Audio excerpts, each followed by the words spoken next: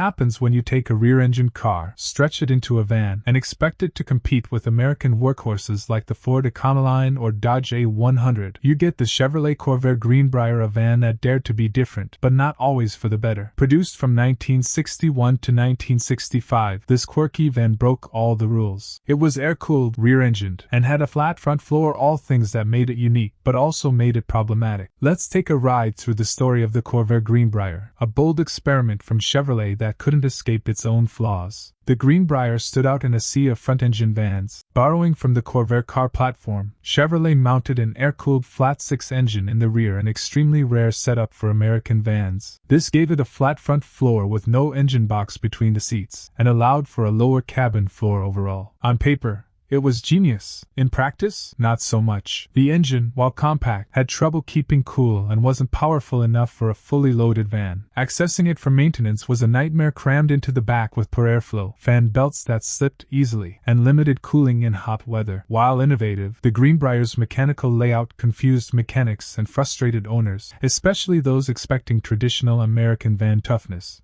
The Greenbrier's rear-wheel drive setup meant most of its weight sat in the back. Without a load in the cargo area, the front wheels barely had enough traction to maintain control, especially on slick roads. Steering was light, vague, and unpredictable. Emergency maneuvers were risky. The van had a strong tendency to oversteer or tip if you turned sharply or brake too hard. This instability wasn't just inconvenient, it was dangerous. The early models didn't have a front anti-sway bar, making high-speed turns or evasive moves feel like rolling the dice. This flaw became one of the main criticisms in Ralph Nader's groundbreaking 1965 book Unsafe at Any Speed, which exposed the Corvair line, including the Greenbrier, for dangerous handling characteristics that could catch even seasoned drivers off guard. Ralph Nader's Unsafe at Any Speed didn't just criticize the Corvair car, it brought the entire Corvair brand under scrutiny. The Greenbrier was lumped into the controversy, becoming collateral damage in the public backlash. Nader specifically targeted the lack of a front anti-roll bar and sudden handling shifts that could lead to loss of control. His book sent shockwaves through the automotive world, triggering a shift in how automakers approach safety. Unfortunately for the Greenbrier, it was too late. Sales plummeted, and its reputation never recovered. Even though later models addressed some of the suspension issues, the damage was done. The Greenbrier was a symbol of innovation drowned in controversy, an oddball van swept away in a storm of safety reform. Chevrolet designed the Greenbrier as an American answer to the VW microbus.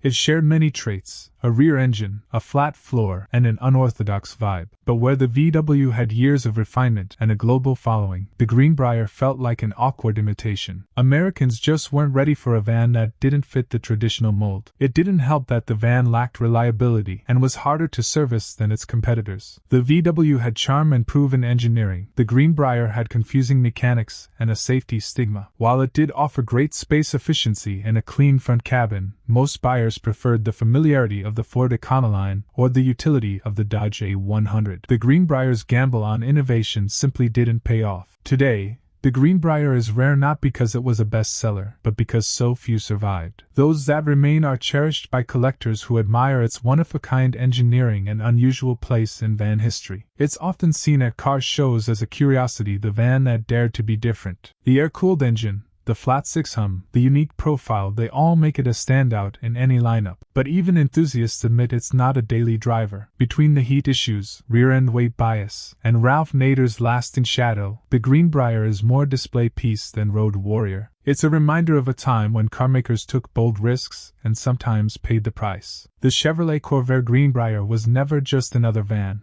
It was a bold idea that tried to shake up the American van market with innovation and paid the price for its ambition. From its rear-engine setup to its infamy in a safety scandal, the Greenbrier represents both the best and worst of automotive creativity. Today, it's a cult classic for those who appreciate quirks but drive it with care, because no matter how cool it looks, it's still a van with more charm than crash protection. Imagine driving a van where your knees are practically the front bumper, where the engine hums beneath your seat and a fender bender could mean a hospital stay. Welcome to the wild world of the Dodge A100, produced from 1964 to 1970. It was stylish, compact, and ahead of its time in some ways, but one thing it wasn't: safe. With a Cabover engine layout and next to no crash protection, the A100 was a rolling risk wrapped in sheet metal. But despite its flaws, or maybe because of them, this van became an icon. Let's dive into the bold, bizarre, and borderline reckless legacy of the Dodge A100. The A100's most defining feature was its Cabover engine design, or COE. That meant the driver and passenger sat directly over, or even slightly in front of, the engine. There was no traditional hood, no crumple zone, and definitely no buffer in a crash. Up front, you had little more than a thin sheet of metal between you and whatever you hit. In an accident, there was no gradual absorption of force, just a sudden stop and a whole lot of hurt. There were no airbags, no collapsible steering columns, and certainly no modern crash engineering. Dodge didn't design the A100 with safety in mind, they built it for style, cargo space, and novelty. It made the A100 unique, but also made it a death trap by today's standards. Having the engine mounted directly under the front seats made the A100 compact and easy to park, but it brought major downsides. For one, heat. On hot summer days, cabins became ovens. There wasn't enough insulation to protect passengers from engine warmth, and air conditioning, if it existed, barely helped. Then there was the noise. With the motor right beneath you, long drives were loud, fatiguing, and anything but relaxing. Servicing the engine wasn't much better. Mechanics had to access it from inside the van, often removing interior panels or even seats just to get started. This layout made the A100 practical on paper, but in real-world use, it came with daily discomforts that owners just had to live with. If you thought the layout was strange, wait until you drove it. The A100 had steering that felt vague and unresponsive, making it hard to judge corners or tight turns. The suspension was stiff, and the nose-heavy design meant braking or cornering at speed could feel downright sketchy. Add in drum brakes on all four wheels, outdated even by 1960s standards, and stopping this van under load became a nerve-wracking experience. With weight concentrated at the front and minimal stability features, it didn't take much to unsettle the A100 at highway speeds. In urban traffic, where quick stops and tight turns are common, driving it took constant focus and a bit of courage.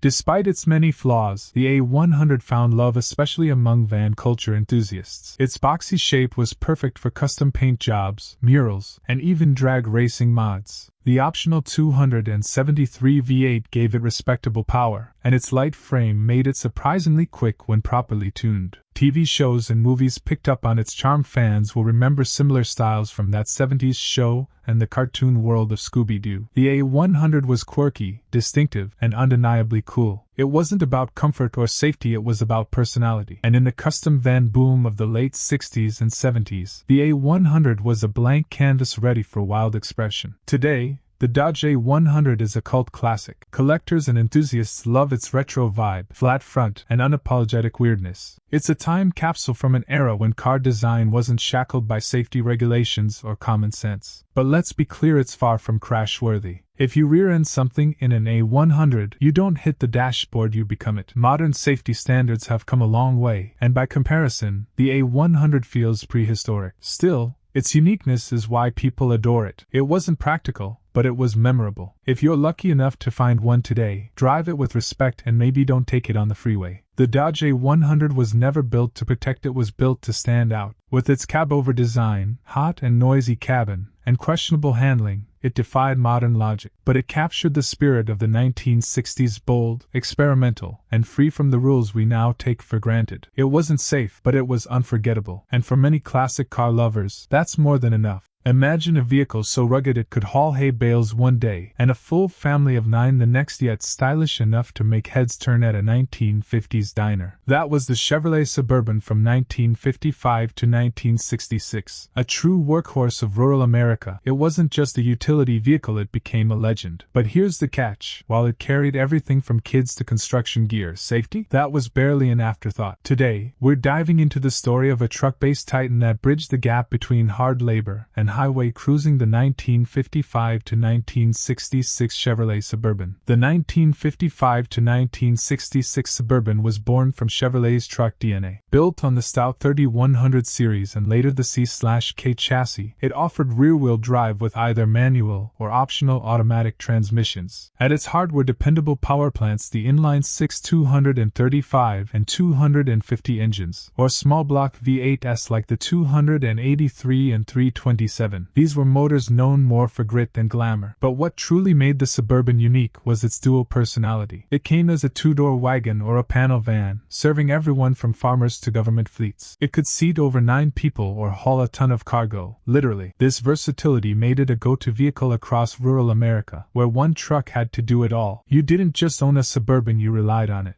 From 1955 to 1959, the Suburban wore bold styling with pride. It was part of Chevy's Task Force lineup, featuring wraparound windshields and chrome-heavy front ends that were impossible to miss. The clean body lines gave it a modern feel for its time, but functionality still came first. The massive steel body screamed durability. However, design had its downsides, like poor visibility from chunky A-pillars and tiny mirrors. Parking or backing up required a prayer or two. But even with these quirks, the Suburban's look was iconic. It blended the brawn of a truck with the style of a family hauler. In today's collector market, that timeless design has found new life, especially in pristine restorations that command $40,000 and up at auctions. Let's talk safety, or the shocking lack of it. In the 1950s and 60s, the idea of crash protection was barely on the radar. The Suburban came with metal dashboards, hard knobs, and zero padding. Forget seat belts, most models didn't even offer them as options. Crumple zones, airbags, energy-absorbing steering columns, nowhere to be found. The braking system was just as primitive, often relying on manual drum brakes that struggled to stop a fully loaded Suburban from high speeds. And suspension? Leaf springs and basic shocks meant that unless you had a full load, you were in for a bumpy ride. Yet despite, or maybe because of this raw simplicity, owners loved it. It was a truck built to work, not coddle.